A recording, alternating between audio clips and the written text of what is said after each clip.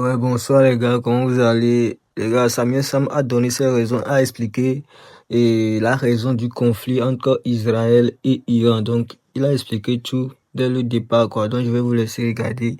Abonnez-vous, partagez, ciao. Issus de la division du royaume de Salomon juste après sa mort, se sont vus décimer le temple de Salomon qui était un joyau architectural, contenant des reliques extraterrestres. C'est-à-dire, le pourquoi les gens se disputent le temple de Jérusalem, en fait, c'est parce que Salomon a construit ce temple avec une magie pas possible. Tu vois?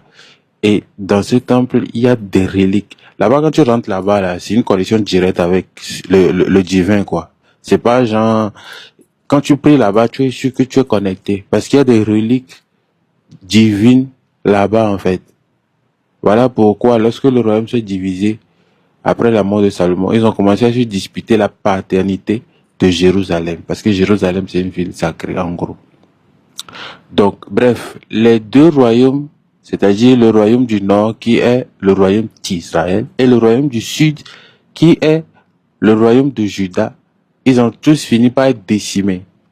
Ils ont été envahis par des puissances ennemies, réduits en captivité et dispersés. Mais comme je vous ai dit, les Israélites, surtout ceux de la maison de Juda, ce sont des élites. Donc ils ont accès à des grands secrets. Des secrets de gouvernance, des choses de pouvoir. Ils ont des connaissances, leur histoire et tout ce qu'ils ont traversé a fait que ils en ont beaucoup plein en termes de connaissances. Oui. Tu vois? Et ils gardent tous en tête la promesse que Dieu leur a faite à leur sortie d'Égypte. C'est-à-dire la terre promise, la terre de Canaan. Et cette terre-là, ils connaissent très bien les dimensions. Ils ont retenu ça. C'est un truc qu'ils n'oublient pas. Ils ont ça en tête. Tu vois?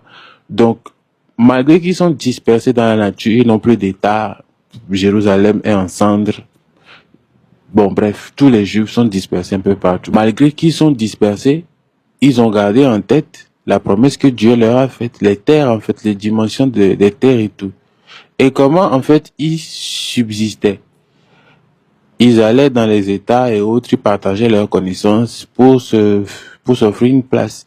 Pareil comme Joseph avait fait, en fait. Vous savez que Joseph, il a partagé sa connaissance sur les interprétations du rêve à Pharaon et puis il est devenu ministre. Hein. Même chose pour Daniel qui a partagé ses connaissances en interprétation de rêve à Nebuchadnezzar. Et lui aussi, il a été élevé au rang d'autorité à Babylone. C'est comme ça, en fait, que les Juifs ont survécu après qu'ils aient été dispersés. Ils partageaient leurs connaissances un peu dans les États et autres, en échange d'autorité. Donc on les nommait à des postes de responsabilité et tout, parce que ce sont quand même des élites. Ils sont pas n'importe qui. Ils ont une connaissance profonde de l'histoire et ils ont des secrets spirituels pas possibles. Des secrets qu'on globalise sous ce qu'on appelle la Kabbale. En gros, c'est pour les Juifs. Et quand je dis Juifs, je vous rappelle ça, notez ça. Les Juifs, ce ne sont pas les fils d'Israël. Les Juifs, ce ne sont pas les fils d'Israël. Quand je dis Israël, je parle de Jacob. Les Juifs ne sont pas les fils d'Israël. Ce sont les fils de Juda.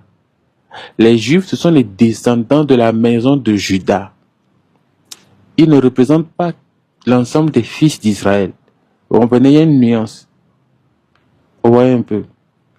Donc, c'est comme ça, ils sont dispersés dans le monde, ils survivaient en partageant leurs connaissances de gauche à droite, contre l'autorité, on les nommait ici, mais ce sont des gens très intelligents. Donc, qu'est-ce qui se passe? C'est dans ces mouvements-là, dans leur mamaille-là, qu'ils ont réussi à créer la Première Guerre mondiale. Parce que la Première Guerre mondiale, c'était une guerre d'intérêt, en gros. Et quand tu fouilles, quand tu creuses, en fait, ce sont ces élites-là qui ont manipulé les gouvernants de gauche à droite, de gauche à droite, de gauche à droite, puisqu'ils étaient dispersés, ils étaient un peu partout. Donc, après la Première Guerre mondiale, il y a eu formation de la Société des Nations sous le leadership de la Grande-Bretagne, le Royaume-Uni. Et comme il y a eu des Juifs qui ont contribué vraiment pour que la guerre soit gagnée, vous voyez un peu, on les a promis en redevance, ou ils ont demandé en redevance à faire un État, à se retrouver à faire un État. Ils ont demandé les terres en gros. Ils ont demandé à retrouver les terres que Dieu leur avait promises. Et retenez une chose, ce n'étaient pas les Juifs d'origine. Cette partie-là, notez-le. Pourquoi? Parce que les Juifs d'origine, eux, depuis qu'ils ont subi, ils ont été décimés et tout, ils n'ont plus cette volonté-là forcément de venir constituer une État, ils n'ont plus cette force. Parce que à force de vivre les agressions répétées et tout, ça traumatise quelque part. Mais ce qu'ils ont fait en fait, c'est qu'ils ont ils ont partagé en fait leurs connaissances à d'autres personnes et ils les ont convertis à leur courant qui est le judaïsme. Donc ils ont enseigné leurs secrets en fait à d'autres personnes qui sont devenus des juifs par procuration, en gros. C'est-à-dire, ils sont pas nés, ils n'ont pas l'ADN de la maison de Juda, mais ils sont devenus juifs par procuration. C'est-à-dire, juste parce qu'on leur a enseigné, en fait, des connaissances judaïques. Donc, ils sont devenus juifs, en fait. Et ces gens, ce sont des Européens. Ok, on les appelle les Khazars. La Khazarie. Faites des recherches, vous allez voir. Donc, eux, à un moment donné de leur histoire, ils se sont dit, qu'ils allaient revendiquer ce qui a été écrit pour eux, c'est-à-dire la terre promise. Et comme ils connaissaient très bien les dimensions, d'après ce qu'on leur a enseigné et tout, c'est eux qui ont manipulé les gouvernants jusqu'à la Première Guerre mondiale et ils ont fait pour qu'on leur donne une terre. C'est eux qui sont venus former l'État d'Israël aujourd'hui et ils ont demandé à revenir tous les autres juifs et tout. Mais sinon, les vrais juifs qui ont l'ADN juif, eux, ils ont vraiment peur de revenir faire un État parce qu'ils sont traumatisés par les guerres, les mouvements, et ils sont fatigués de ça. Mais ce sont les juifs convertis, qui sont les Khazars, qui ont appris des connaissances des juifs qui étaient éparpillés un peu partout dans le monde. C'est eux maintenant qui font la guerre à la place, en fait. Vous comprenez? C'est eux maintenant qui cherchent à retrouver la terre promise.